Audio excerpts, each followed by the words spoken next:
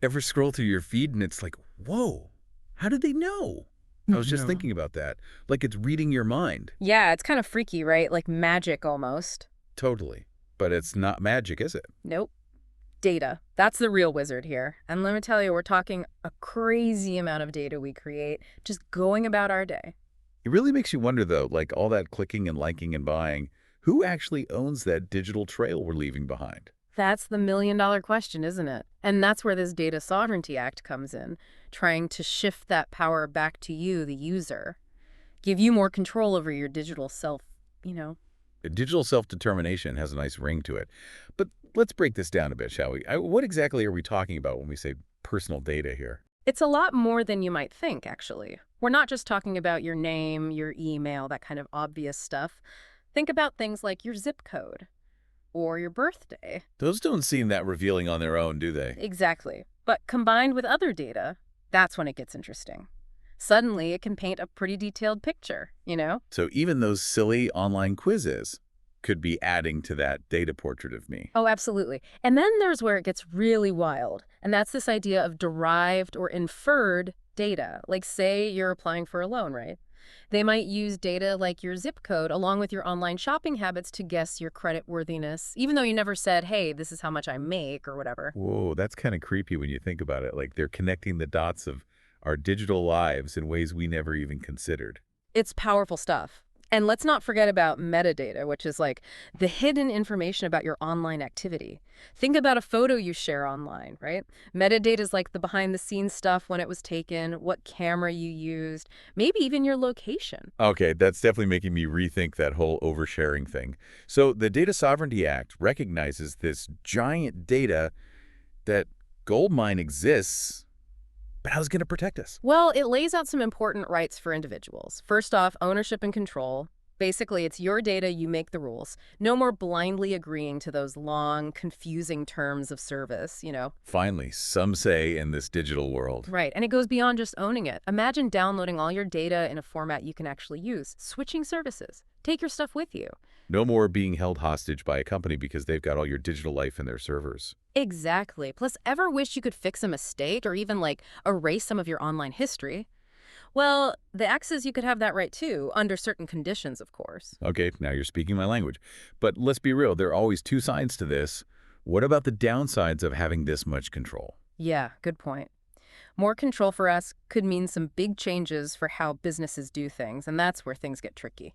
Like what? What kind of concerns are we talking about here? One of the big ones is this whole idea of states having more power over data governance. So instead of one set of rules for the whole country, each state could make their own data laws. Hold on. So instead of just figuring out one set of rules, companies would have to deal with 50 different versions.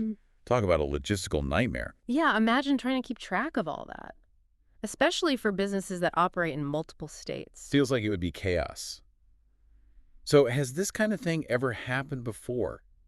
Like, are there examples of states trying to take charge of data protection, for better or worse? Oh, yeah, there are a couple of really interesting examples. One is the CCPA, California's privacy law. It's actually one of the toughest in the U.S., shows that states can take the lead on this stuff. So points for state-level control there. But I have a feeling it's not quite that simple, is it? Of course not. See, while the CCPA has been great for giving consumers more rights, it's also been a real headache for businesses trying to keep up with all the rules, especially those who aren't just operating in California, you know? So, good for the people. Maybe not so easy for the companies trying to navigate this whole new world. Yeah. Sounds like a tough balancing act, right? Protecting individual rights without just creating a bunch of extra hoops to jump through. For sure. And it makes you wonder, could this whole state-level approach actually end up backfiring? Like, could it actually benefit the very companies the act is meant to regulate big tech? So we were talking about how this whole thing could actually help out big tech in the end. Oops. Interesting. Yeah, it's kind of a be careful what you wish for situation, right? Yeah. I mean, the source material dives into this, and it all comes down to resources, you know? Right. Big tech, they've got money to burn when it comes to legal teams and lobbyists and all that. Exactly. So while we're all trying to keep up with 50 different sets of rules, they're like, hold my beer. They can handle it. In fact, it might even give them an edge. You mean like it weeds out the competition? That's the thing, right? Smaller companies, startups, they don't have those deep pockets.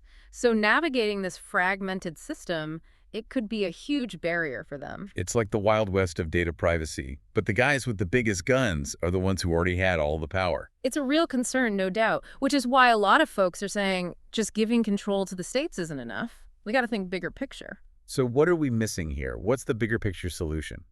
Well, this source material throws out a few ideas. One that keeps coming up is this idea of a federal standard for data privacy, like a baseline for the whole country. Ah, so no matter where you live, there's at least a basic level of protection. Exactly. States could still do their own thing, go further if they want, but no one's falling through the cracks, you know?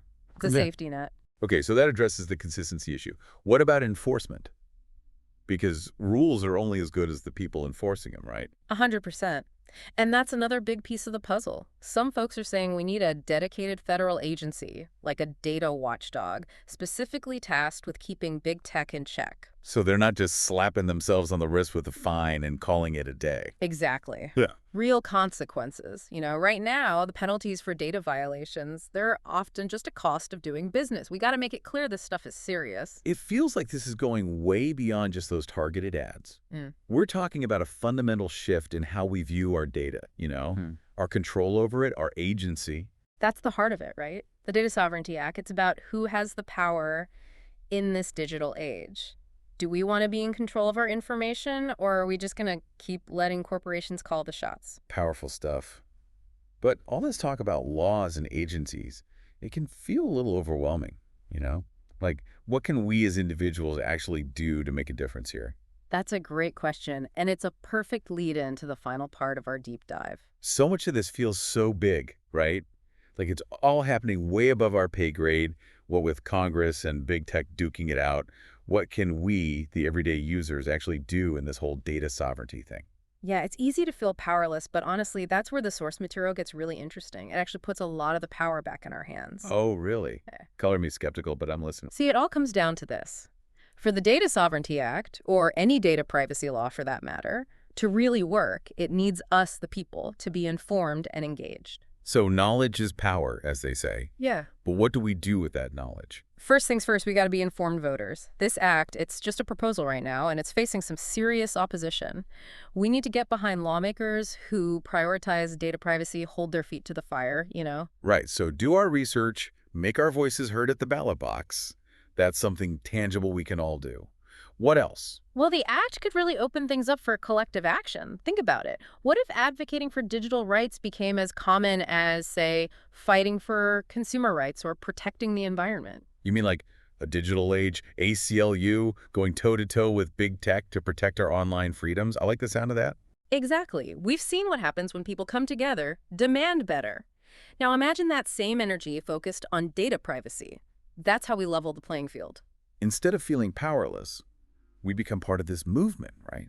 We can demand better data practices from these companies. And don't underestimate the power of your wallet either. We can choose to support companies that are on our side when it comes to data privacy. Ah, the old vote with your dollar strategy.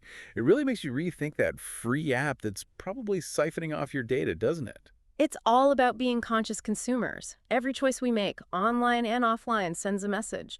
We have more power than we realize. This has been eye-opening, to say the least. We started with a complicated law, and we ended up talking about people power. It's inspiring, honestly. We're not just along for the ride in this digital world. We can actually steer the ship a little bit. Couldn't have said it better myself. This whole Data Sovereignty Act thing, it's sparked a really important conversation. Now it's up to all of us to keep that conversation going. Demand better for ourselves, for our data, for our digital lives. Couldn't agree more. So to all our listeners out there, Yeah. your data, your rights, your future, stay informed, stay engaged, stay curious, and until next time, keep exploring the fascinating world around us.